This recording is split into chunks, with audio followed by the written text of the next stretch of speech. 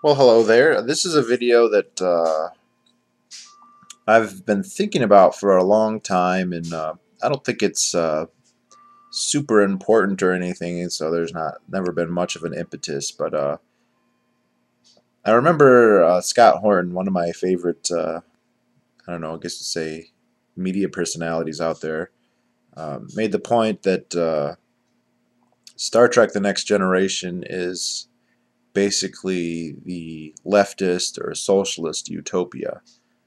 That's their conception of perfection. And I suppose that there are pros and cons to that position. In certain respects, that probably makes sense. In other respects, it's probably not applicable. And obviously, it depends on which leftist or socialist you're talking about. Um, but I also have always had that sense. And I guess it's more or less acknowledged and accepted that it is a a leftist utopia, and especially the next generation. I've heard. Never been a fan of the original series, to be perfectly honest. If you're like me, you kind of grew up watching Next Generation, and um,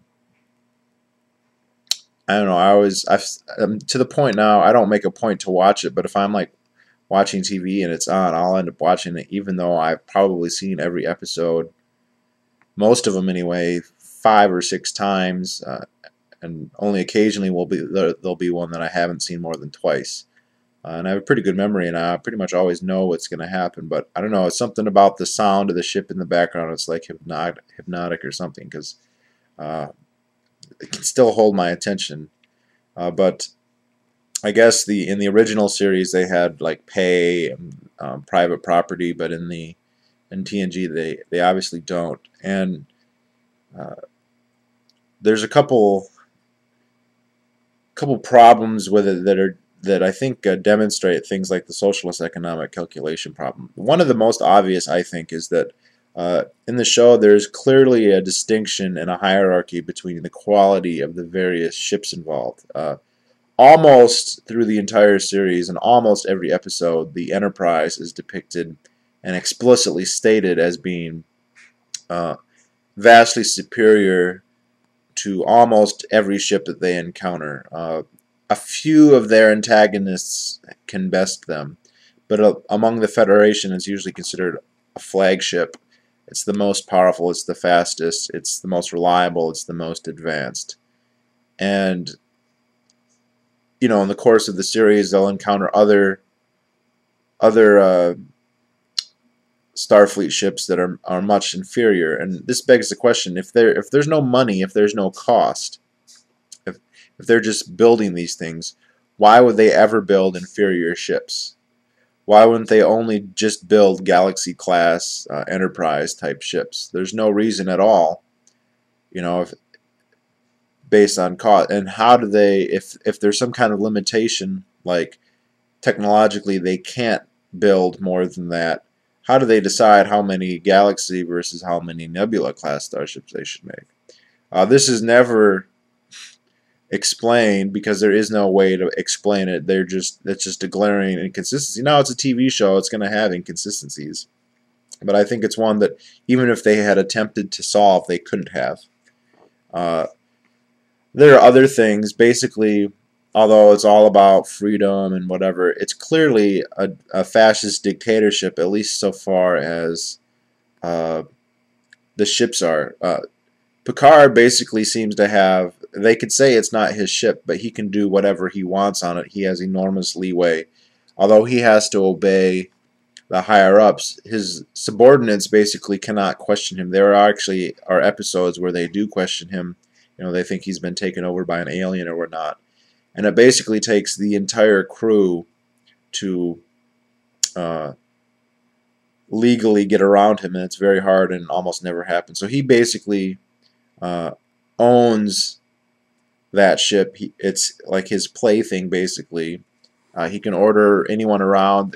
In some of the episodes, they make it explicit that he can order people to do something that would kill them, that would be fatal. And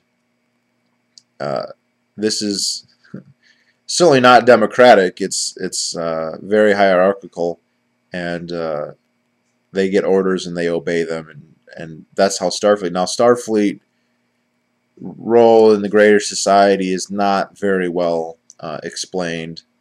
They don't go into a lot of detail, and there's not a whole lot that you can even infer. I mean, other than there are people who are clearly not in Starfleet. Uh, Another thing I heard this read once. I read this one where, you know, when the Borg attack Earth after they destroy Starfleet, where are all the millions of spaceships of private individuals attempting to flee Earth? You know, they're about to be killed. You think that they'd all be trying to leave. Well, there aren't any. And again, it's a TV show. Maybe they just didn't have the money to. But they make no mention. You know, it doesn't even occur to them. Basically, if the state fails, if the Starfleet fails, then that's it. There's no other recourse. Nobody else owns anything, owns any property. Certainly doesn't own spaceships, so they're at the mercy. You know, when the government fails, then they have no other recourse. And it's interesting. It's in there, but they don't. Obviously, the creators don't ever seem to have thought this would be a problem. Now, I've heard. It's an interesting. I don't want to get too much into it. It's actually an interesting show in terms of its production history and everything. But it's my understanding that the writers, you know, wanted there to be more conflict on the crew, and Gene Roddenberry basically said, no, this is going to be a crew where everyone basically gets wrong. They all have mutual respect for each other, and maybe they might disagree, but that disagreement will only ever manifest as an intellectually honest and stimulating debate. It will never manifest as violence, or, you know. And this is really weird. You know, you have like someone like Commander Riker, who is depicted as being really ambitious and, you know, really capable, and yet he has no desire at all ever to be anything other than second in command. So there's no, you know, you'd almost always think that some of the subordinates would think that they would be a better captain than Captain Picard. But many times in this series, they explicitly say, no, I'm absolutely happy where I am. I'm happy being in the engineering. I'm happy being the doctor. I'm happy being the counselor. The only one who ever doesn't is Wesley Crusher, who at one point says, you know, it was a mistake for me to be in Starfleet Academy. But there again, he's kind of exceptional, because the reason he's not isn't interested in that, it turns out, because he's like some kind of ubermensch who's superior to all other humans. You know, it's normally the way it's depicted, the humans aren't cyborgs. They're not physically or emotionally any different than you or I, and yet they don't have interpersonal conflicts. You know, they don't. They have absolute respect and trust in each other, and this just doesn't make any sense. And it doesn't even make sense within the universe, because they encounter other people, including other people in Starfleet, who do have interpersonal conflicts, but on the ship they never do, really. I mean, they literally never do. They always get along. Maybe they have a disagreement, they'll talk it over, the captain wins, or the captain will defer, and that's it. And the show, I like the show, but I think it would have been a lot better if they had said, hey, you know, these people might not necessarily get along all the time. It would have been an interesting dynamic. Apparently, at least some of the writers wanted to do that, and Gene Roddenberry just said no. They don't have any money. There again, how do they have property? How does Picard get old books? You know, how does he have a fish tank? How does he have private clothes? You know, like, none of this stuff is really explained, and it's real common to the socialists who are against private property. And, you know, they'll say no one should have private property. And you say, well, then what about the clothes on your back? What about, you know, and a lot of times they'll say, well, they're not thinking about that. They're thinking about like factories and farms, and they'll say, well, your personal property, that's different. Well, the problem there is that there's no distinction at all. That's a totally arbitrary line. At some point, your private garden becomes a means of production farm, you know, and at some point, Picard's private book or couch is, you know, more than just that. It takes resources to build and to maintain and whatever. And again, this is never I don't think this can be resolved, and it never is resolved in the show. Um, and like I said, it's a TV show, so you can't expect it to be totally consistent, and yet they're creating this.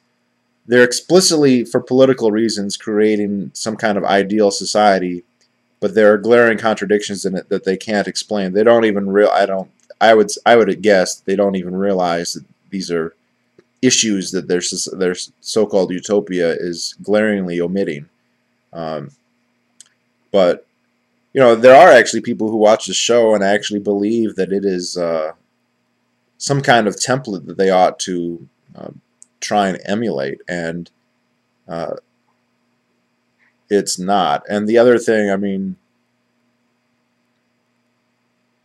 there's a lot of things. I like this show. I mean, I'm not bashing it, and I'm not saying the show is really worse because it doesn't adhere to Austro-libertarianism, but I am saying that the show actually illustrates some of the impossible problems with the socialist utopia, which isn't a utopia.